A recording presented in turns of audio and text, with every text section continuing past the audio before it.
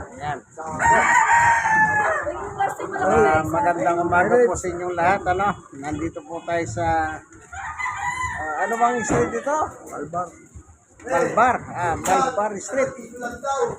May Bible study po kami ni Kuya Ngador, dati po chairman dito.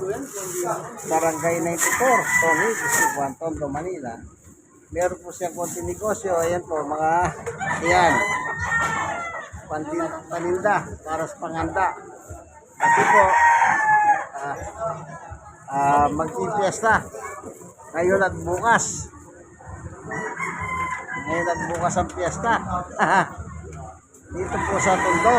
Kaya alam niyo po yung piyesta, napakasagana ng ano yan, paghahanda ng mga tao pag piyesta. Kasabihan nga po, Pasko masaya, bagong taon masaya, pagdating ng piyesta mas masaya. Bakit mas masaya? Sabi nila, diyan po nila tinotodo yung kanilang paghahanda. Kasi nga, eksklusibo lang po yan dito sa Tondo. Ang piyesta pong pagse-celebrate nila ngayon at bukas ay wala pong iba kundi ang Batang Ninyo o tinatawag nila Santo Niño. At ang Santo Niño niyan, iba-iba po ang tawag nila dyan eh. Meron pa sinasabi Santo Niño de Gala. Yung gumagala ba, iba-iba eh. May mga taguri ang mga tao dyan. Kaya kung ano man po yung taguri nila yan, hindi na po natin masyadong ano yan. Kaya tayo nagpunta dito kay Kuya Ngador upang magbasa ng Biblia. Yung salita ng Diyos na nakatala po sa Biblia. Kasi po yun ang higit na mahalaga sa buhay ng tao. No, sige, bago tayo papalaot, tayo muna po ay sandaling mananalangin sa Diyos so po tayo po ay kanyang gabayan. Panginoon Diyos, aming Ama, minsan pa samahan mo po kami ng aming pagbubulay ng iyong salita sa ngalan ng aming Panginoong Yesus. Amen. Alam niyo po yung selebrasyon na yan ay noong unang panahon pa po, panahon pa ni Moises, meron na po selebrasyon ng piyesta. Ito po ang akala ko nung araw, nung wala pa akong alam sa Biblia, ang selebrasyon ng piyesta, yun ang natutunan ko. Pero sa Biblia pala, panahon pa ni Moises, meron na palang piyesta. Ganito po ang mababasa natin sa Exodo, chapter 32. Ang sabi sa verse 5, nang ito'y makita ni Aaron, gumawa siya ng altar sa harap nito at sinabi sa mga tao, ipagpipisa natin bukas si Yahweh. Ipagpipisa nila ang Diyos. Sabi ni Aaron, itong Aaron po, kapatid naman ni Moises. Kapatid ni Moises, ano po? Kinabukasan sa verse 6, mahagas nilang bumangon at nagandog ng mga hayop at sinunog sa altar. Nagpatay pa sila ng hayop na kanilang pinagsalusaluhan. Sila'y nagpakabusog, naginuman at mahalay na nagkasayahan. Ayan. Sa kanila po pala, ganun na rin pala. Kaya yung piyesta ngayon, ganun na ganun din po. Naghahanda ang tao, yung may pera, bibili ng buhay na baboy, yung pagluluto, o yung iba naman, ipagpapalitson, para lang yan dapos, kapista. Kasi may mga dumadayo po mga bisita. Kahit pa paano, makatingin sila sa mga handahan. At sa ganyan, kagaya ngayon, mayroon pa pong mga parada. Pinaparada po nila yung iba't ibang imahen ng Santo Niño. Kanya lang, ang taka lang ako kanina, meron ko nasa lubong. Yung dala niyang Santo Niño, hindi po puti, itim. Itim naman. siya natanong, bakit kulay itim yung kanyang daladalang Santo Niño? Ano po? So, ano pa palang panahon ni Moises, ay may pagdiriwang na ng piyesta. At meron pang sayawan. Kaya sa ganito ka sa pagdiriwang, makikita nyo po yung parada, may nagsasayawan, iba-iba pong grupo yan. Per chapter yan. Bawat chapter, kanya-kanya po sila sumasayaw. So yung parada na yan, halos magdamag na yan hanggang bukas, mas lalo na bukas. Kung ngayon, parang warm up pa lang yan. Pero yung pag-araw ng linggo, sigurado, todo-todo na yun. Kanya lang kumisan po, nakakalungkot sa ganyan. Meron na babahiran pa ng karahasan. Halos taon-taon, mababasa mo sa dyaryo, kinabukasan, may ganitong kaguluhan sa isang lugar na pagdiriwa. Yun ay dala po ng kalasingan kumisan. Kasi may mga tao po, pag sumobra na po yung inom ng nilang alak, yung bang espiritu ng alak, yung espiritu ng kasamahan, hindi na po nila maiwasan. Alam niyo po ako, dati rin ako manginginom ng alak. Nung araw po, hindi mo makontrol ang sarili mo. Oo, alam mo yung nangyayari, nagagawa mo, pero hindi mo makontrol. Gawa ng kargado ka ng alak. Naging karanasan ko po yan. At buti na lang noon, ng kuya ko, lagi niya akong binabantayan. Kung saan man ako magtungo, lagi nandiyan siya binabantayan ako. Bakit? Yun nga po, pag kargado ka ng alak, kargado ka ng alcohol sa katawan, hindi mo makontrol lang yung sarili. Yung gumawa ka ng pangit, hindi mo makontrol lang yung sarili. Yan. Kaya kumisan po, yung mga pista-pista na yan, nababayaran ng kaguluhan. Sana wag naman. Basta mag-celebrate lang na walang kaguluhan. Pero, yun nga po kasi sa Biblia, itong mundo natin kinalalagyan, ang sabi ni unang 1:5-19. So yung buong sanlibutan, ang sabi ni Juan ay itong mundo. Ang sabi niya ay ang buong sanlibutan ay nasa kapangyarihan ng dyablo. Kaya kung minsan po, sabi ko nga sa inyo, napakasaya nagsiselebrate sila ng kapistahan. Walang-wala, bigla-bigla, nagkakagulo. Kasi nga po, yan. May kagagawan dyan ay ang dyablo o si Satanas. Ay, kung pabutsinahin ka.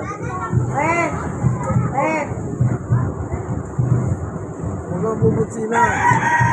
Yan pong sanlibutan po, the entire universe ay nasa ilalim ng kapangyarihan ni Satanas.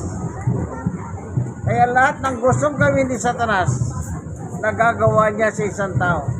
Especially, yun nga po, sabi ko, pagkakargado ka ng alak. Yung sinasabi ni Eddie Garcia nung araw, drink moderately. Yan. Drink moderately. Hindi yung magpapakalango ka ng gusto sa pag-inom na selebrasyon. Totoo yan. Kumisan, nagkakaroon ng karahasan. Kasi nga po, ang buong daigdig ay nasa ilalim ng kapangyarihan ng dyablo. Ngayon, paano tayo makakahiwas po sa mga ganyan? Siyempre, nasa atin na po yan Nasa atin. Halimbawa, kagaya ko. Dahil lumaki po ang hindi naman po kami mayaman Tama-tama lang. Hindi namin naranasan yung mga ganyan. Kasi nga, yung karalitahan ng buhay. Kaya dyan ako lumaki. Kaya hanggang ngayon, hindi ko gusto yung naghahanda. Bakit? Kung minsan po, pag may pinakain mo na yung tao, sa totoo lang, ito Kung minsan pinakain mo na, namimintas pa. Yun daw pagkain hindi masarap. Mapapalitan mo na lang na yung kinain nila hindi masarap. Meron pa akong nalaman eh. Nag-take out tapos tinapon lang. Totoo yan, nangyayari po yan, realidad yan. Kaya ang sabi ko nga, di mas maganda magluto na lang for family. Kung ano man yan, dumating na bisita, hindi yung mapipintasan ka pa. Kaya nasa tao lang po yan. Nasa tao yan. Ngayon, masama ba pagdiwang? Hindi po. Walang masama sa pagdiriwang. Kanya lang kung biblical, iba po ang posisyon ng Biblia. Parang ganito. Halimbawa, kung araw may mga, kahit ngayon naman may mga piyesta-piyesta sa iba't ibang mga lugar. Halimbawa, doon sa lugar namin, ang piyesta ay September 9-10. San Nicolas, yun, De Tolentino. Yun ang Petrosit ng aming lugar. Kapag nagpipista, ang itinataas mo, pinaparangalan mo ay si San Nicolas de Tolentino. Ganun eh. Kaya hindi po siya Diyos. Tandaan natin. Ngayon, itong mga pinaparada po nilang batang ninyo o imay o mga rebulto, image, imayin. Unang-unang sinasabi ng Diyos, nung araw pa po, sinabi na ng Diyos yan. Dito sa Exodo chapter 5. Anong sinabi ng Diyos? Kaya nung nagpesta po sila Moises noon, nagalit ang Diyos. Nagalit ang Diyos sa kanila. Kasi po ito ang dahilan. Ang sabi ng Exodo chapter 20, huwag kang gagawa ng imayin. Ang ginawa po ni Moises sa panahon niya at yung kanyang kapatid na si Aaron, dito si Moises sumakyat sa bundok upang katagpuin ng Panginoon Diyos doon. So nainip sila. Ang ginawa nila, kinausap si Aaron, igawa mo kami ng Diyos. Yan. Nagpagawa sila ng Diyos kay Aaron. Sabi naman ni Aaron, sige, kumuha kayo ng pilak, kumuha kayo ng ginto. So, yun ang ginawa ni Aaron na Diyos nila. Kaya nga, doon nagalit ang Diyos. Kasi unang-una, kung naniniwala ka sa Diyos, dapat wala kang Diyos na gagawin na iba. Ang Diyos kasi hindi mo nakikita Espiritu po siya. Kaya walang Diyos na pwedeng sambahin liban sa Kanya. Kaya yung ginawa nilang imayin noon, nila Moises, ay Aaron, doon po nagalit ang Diyos sa kanila. Ito, basahin natin. Sa Exodo chapter 32. Ito. Ang sabi ng Diyos, ganito. Kinabukasan sinabi ni Moises sa mga tao, napakalaki ng nagawa ninyong kasalanan. Nagpesa lang sila, nagkasala sila. Akyat ako ngayon sa bundok at mananalang kay Yahweh, baka sakaling mahingi ko kayo ng tawad. Di po ba? Dahil po sa ginawa nilang imay na kanilang pinagpista, at ang sabi nila ay, anong sabi ng Diyos sa 32:7, sinabi ni Yahweh kay Moses, balikan mo ngayon din ang Israelitang inilabas mo sa Egypto sapagkat itinakwil nila ako. Yung utos ng Diyos, yun ang ibig sabihin ng Diyos. Kaya siya tinakwil ng mga tao noon, mga Israelita. Sabi ng Diyos, huwag kayong gagawa ng himayin. Kaya gumawa sila. Nagpagawa sila kay Aaron. At nag-celebrate sila. Kaya nagalit ang Diyos. Kasi tinagdan nila agad ang mga hutos ko. O, kita nyo? Yung hutos ng Diyos, huwag kayong gagawa ng himayin. Tinaligdan nila. Kaya ang kasalanan po ay ang pagtalikod sa utos ng Diyos. Kapag sinabi ng Diyos, huwag kang gagawa, yan ay isang banal na utos. Huwag ka nang gagawa, kaibigan. Kasi utos ng Diyos yan eh. Kaya nga sinasabi ko nga po sa inyo, kung naniniwala kayo sa Diyos, eh di sundin nyo. Sila naniniwala sila sa Diyos eh. Kanya lang, nainip sila nang kung nagtaga si Moises sa ibabaw ng bundok. Nainip sila. Kaya, hiniling nila kay Aaron na gumawa sila ng Diyos. O, anong ginawa niya? Pinagpista pa. Nung makita ni Aaron na siya ng mga tao, gumawa pa siya ng altar. Nagantog pa sila. At nagtiwang sila ng pista. Nagsayawan, nagkatay ng mga hayop para sa pagsalusaluan. At nag-inuman. Nung papalayan, kaibigan, kumbaga sa panahon natin ngayon, year 2026, ay nakopya natin yung panahon pa ni Moises. Yan ang ginagawa ng mga tao. Celebrate. Yes.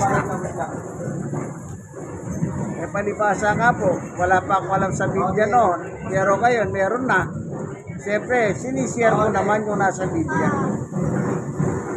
Kaya isa lang ang masasabi ko, kung ang Diyos ay Diyos mo, huwag kang gagawa ng himayin.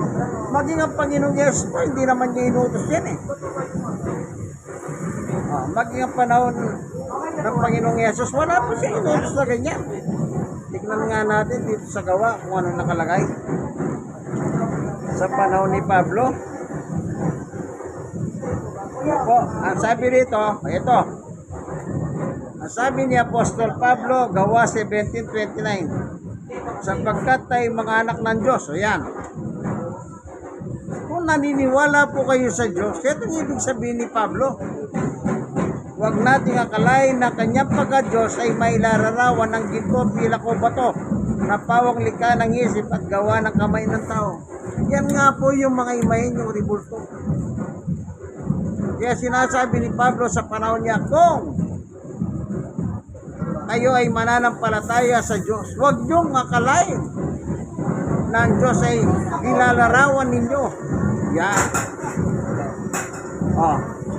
Kaya bawal po eh. Si Pablo po, apostol ni Jesus. Kung anong aral ni Pablo, aral po ni Jesus. Kaya sila Pedro, sila Pablo, wala pong aral na gumawa ng imahe. Kasi nga po, alam ni Jesus, bawal na bawal sa Diyos. Bawal na bawal sa Diyos. Kaya kung naniniwala po tayo sa Diyos, ano po ba dapat natin gawin? Eh di sumunod na lang po tayo ng maayos sa Diyos. Lalo na pa sa panahon natin, alam niyo po, nang wala tayong alam sa Biblia, baka sabihin na, wala akong alam eh. Pero paano kung meron ka ng alam? Paano kung meron ka ng alam? Di mas lalong matakot ka sa Diyos. Meron pa sinasabi si Pablo sa 1:22 ng Roma. Ganito po nakalagay. Sila'y nagmamarunong, ngunit lumitaw na sila'y makahangar. Kita nyo? Nagmamarunong pa. Yung mga lumalabag sa salita ng Diyos. Ang gusto nila, ano? Yung gusto nila. Kaya sabi ni Pablo, kahit kilala nila ang Diyos, Roma 1:21, say hindi nila pinarangalan bilang Diyos. Sa kanyang kalagayan, wala pong karangalan ng Diyos. Kaya sa panahon ni Moses, nagalit ang Diyos. Isipin nyo, di pinagpista na nila ang Diyos noon. Nagalit pa ang Diyos. Eh bakit? Hindi po ganyan ang paraan ng Diyos. Yung paggawa ng imahin, bawal na bawal. Kaya walang karangalan ng Diyos dyan. Tandaan nyo po yan, wala tayong paninira dito. Salita ng Diyos sa Biblia po yan. Oh. Nung nagalit ang Diyos, marami pong namatay sa kanila. Nang oras din yun, nung araw na yun. Eh ngayon, bakit hindi pwedeng mangyari yun? Kasi po, nasa ilalim na tayo ng biyaya ng Diyos. O, nasa awa na tayo ng Diyos. Iba na po ngayon, kaibigan. Hindi kagaya nila noon. Babagsik. Maigpit ang Diyos sa batas. Tandaan niyo po yan, kaibigan. Hindi po tayo naninira ng reliyon. Wala. Walang karangalan ng Diyos. Sabi ni Pablo, nagmamarunong sila. Oh, kahit nagkilala nila ang Diyos, oh, hindi nila pinarangalan. Bilang Diyos, walang karangalan kasi. Tandaan niyo po yan, kaibigan. Sana meron po kayo natutunan. Ito po inyong kaibigan, Jesus, Brother Manny Bautista. Siya naman po si Kuya Ador, dati po, chairman ng kanyang barangay, Barangay 94, Sonny District 1, Tondo, Manila. God bless us po, no? Bye!